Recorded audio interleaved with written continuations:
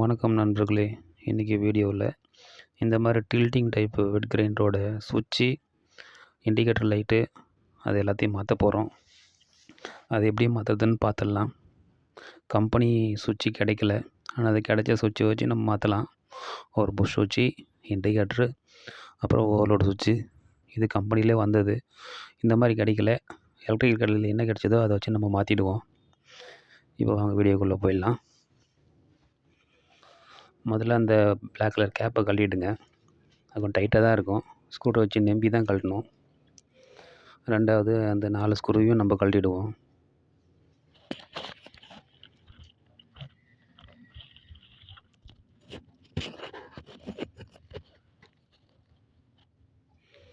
அழகாக அந்த கேப்பை வெளியே எடுத்துடுவோம்.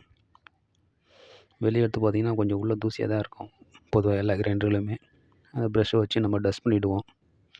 உங்கள்கிட்ட ஏர் கன் இருந்துச்சுன்னா அதை வச்சு கூட க்ளீன் பண்ணலாம். ரொம்ப சுலபம். அடுத்து இந்த சுவிட்செல்லாம் உட்கார பேனல் போர்டில் வந்து ஒரு 10 mm ஹோல்ஸ் ஒன்று போட்டுக்கலாம். பிளாஸ்டிக் ரொம்ப ஈஸியாக போட்டுடலாம்.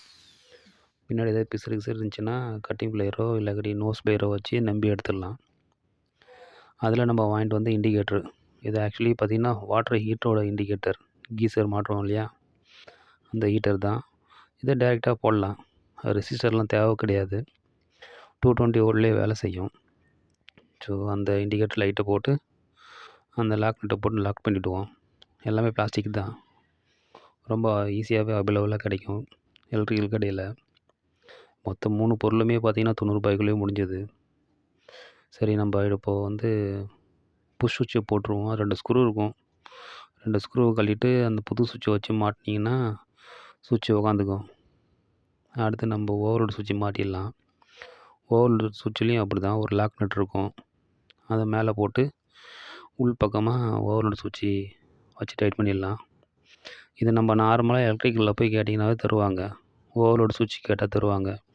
அடுத்து இல்லைனா சாம்பிள் எடுத்துகிட்டு போங்க, அப்படின்னா ஃபோட்டோ கூட எடுத்துகிட்டு போங்க. ரொம்ப எளிதாக கிடைக்கக்கூடிய பொருள் தான். எல்லா எலக்ட்ரிக்கல் கடையிலையும் கிடைக்குமான்னு தெரில, பட் மேக்ஸிமம் கிடைக்கும். நட்டு வச்சு நல்லா டைட் பண்ணிடலாம் நோஸ் பிளேயரை வச்சு. அப்புறம் அந்த கேப்பெல்லாம் மாட்டிடலாம். இல்லைனா ஜஸ்ட்டு ப்ரெஸ்ஸிங் டைப் தான் இருக்கும். கிம்மெல்லாம் இதை போட்டு ஒட்டியிருக்க மாட்டாங்க. இப்போ சுவிட்சை செக் பண்ணிவிடுவோம்.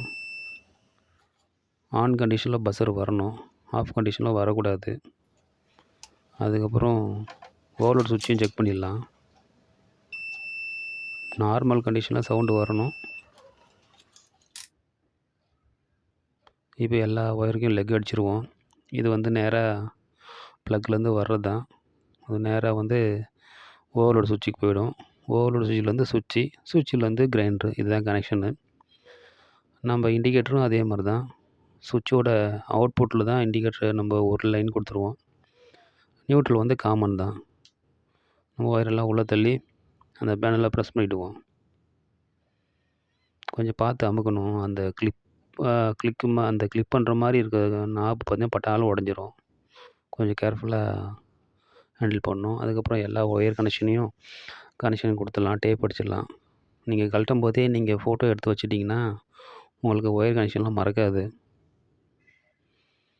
நல்லா கட்டிங் பிளேயர் வச்சு நல்லா டைட் பண்ணிக்கங்க. லூஸ் கனெக்ஷன் இல்லாமல் டேப் போட்டுக்கலாம். ஒயர் அங்கங்கே சுற்றி இருந்தால் அதுக்கு ஒரு ஒயர் டேக் போட்டு விட்ருங்க. ஏன்னா உள்ளே சுற்றுற ஐட்டம் கியர்ஸில் போய் ஒயர் மாட்டிச்சுன்னா ரொம்ப போயிடும். வழக்கமாக போடுற மாதிரி ஏர் டேக்கு போட்டுக்கலாம்.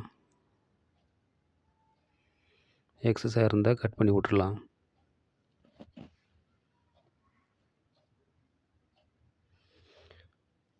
இப்போது கிரைண்டர் ஓடுதான்னு செக் பண்ணிப்போம். கனெக்ஷன்ஸ்லாம் முடிஞ்சிச்சு.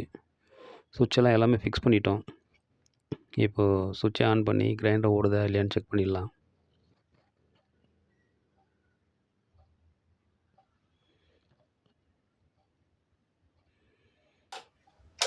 ஓகே, நல்லாவே ஓடுது. சுவிட்ச் ஆன் பண்ணால் தான் க்ரீன் லைட்டு ஆன் ஆகிற மாதிரி நம்ம கனெக்ஷன் கொடுத்துருக்கோம்.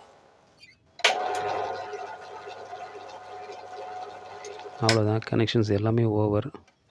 நம்ம வழக்கமாக கழட்டின அந்த மேலே இருக்கிற கவரை திருப்பி போட்டு 4 ஸ்க்ரூ போட்டு டைட் பண்ணிடலாம்.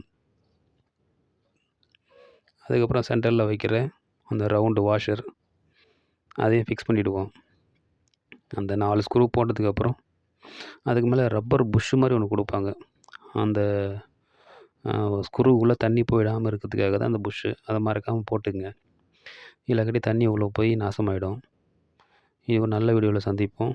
தேங்க்ஸ் ஃபார் வாட்சிங்.